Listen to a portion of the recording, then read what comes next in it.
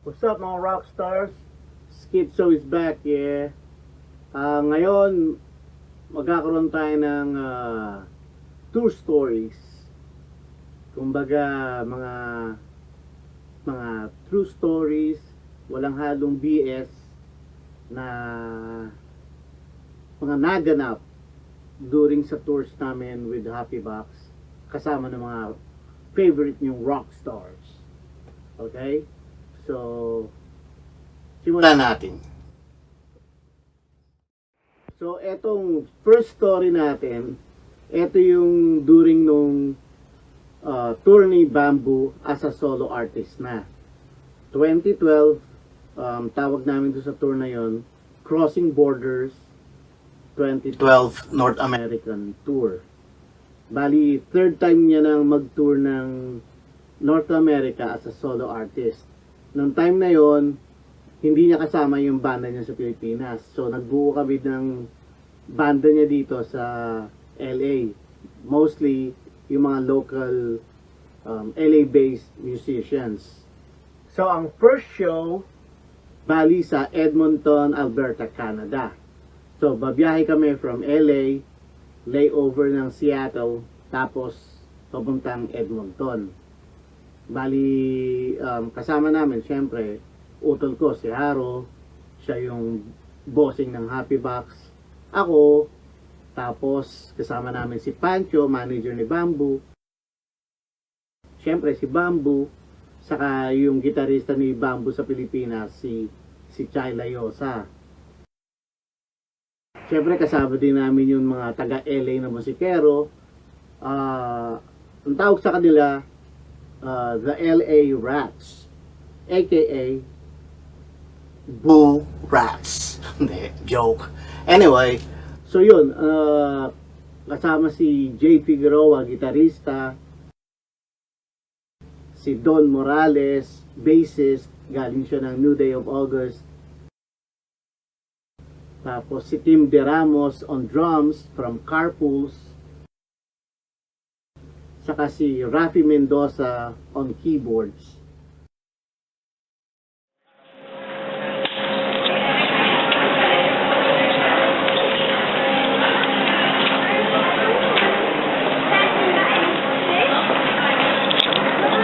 We're all set at Mog time. See you.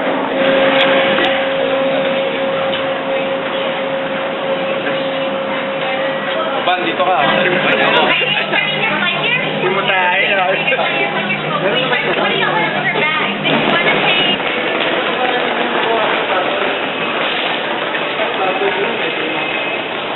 Oo nga.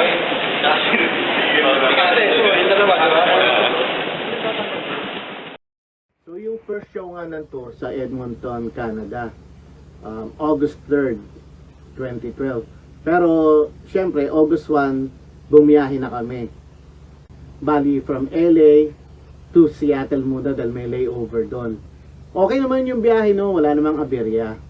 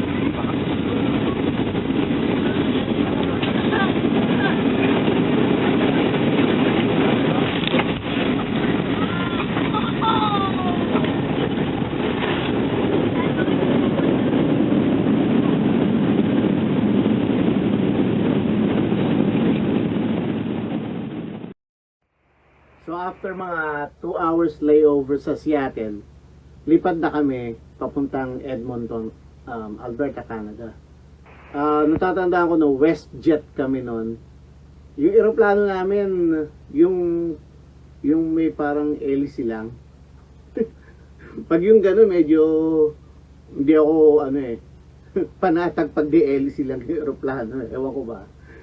Basta, okay naman yung biyahe nung una. Kumbaga, kalmado lang.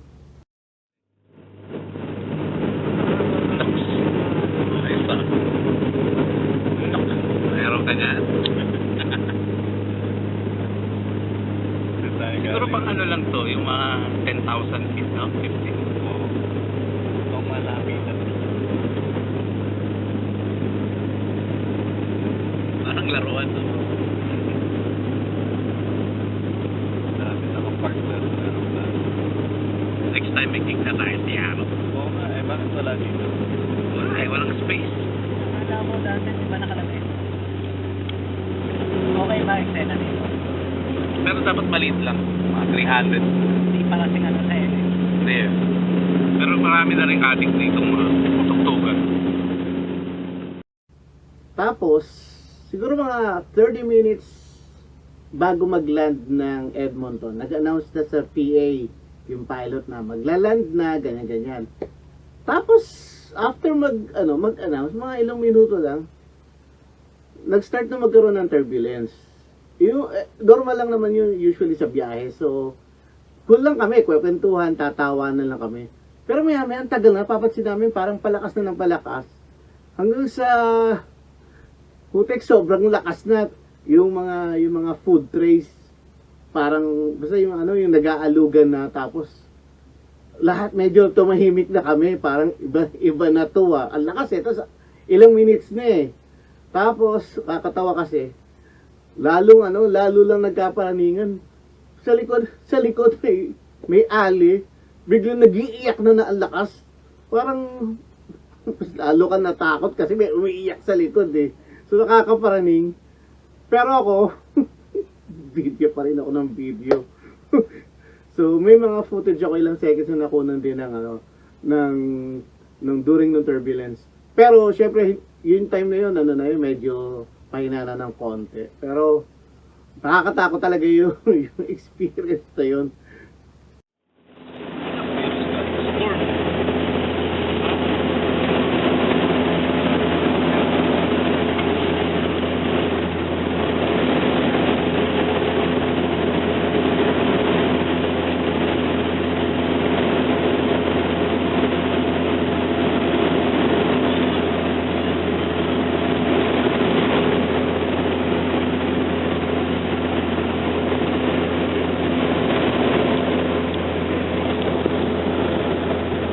Ladies and gentlemen, just one more reminder. All forward electronic devices need to be turned off and stowed.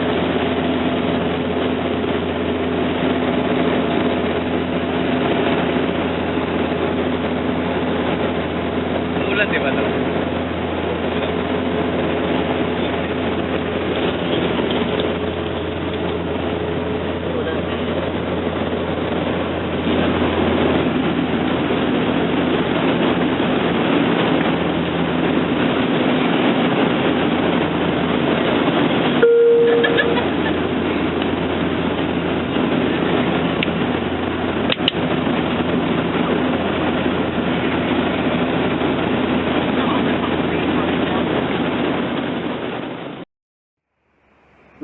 Nakakapraning lang kasi, kumbaga palanding na kayo no? Kumbaga konti na lang ilalanda kayo tapos magkakaroon pa ng turbulence. Kumbaga lang malapit na nga safe na tapos pwede ka pang matigok.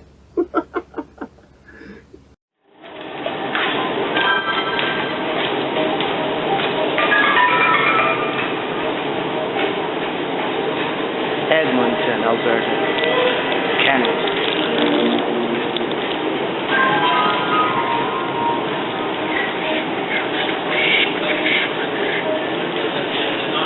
Naka-document.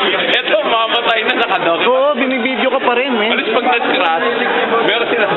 Hindi, pag... Weather. Oo. Hello. Ayun, so nakaraos din after siguro mga 10 minutes din yung turbulence na yun ata eh. Pero at least nagland naman ng safe yung eroplano. Yun. Pero wala lang. Ang saya naman ano, pagdating sa airport kumbaga tawanan, kwentuhan lang tungkol doon sa experience na yun Tapos paglabas mo ng terminal, doon sa lobby, at least andun na yung mga sundo namin from the production sa Edmonton. Ayun. Kita nyo, may magandang babae pa na naghihintay. Wala, yun lang. Salamat sa panunood. Till next Tour Stories, yo. Later, yeah.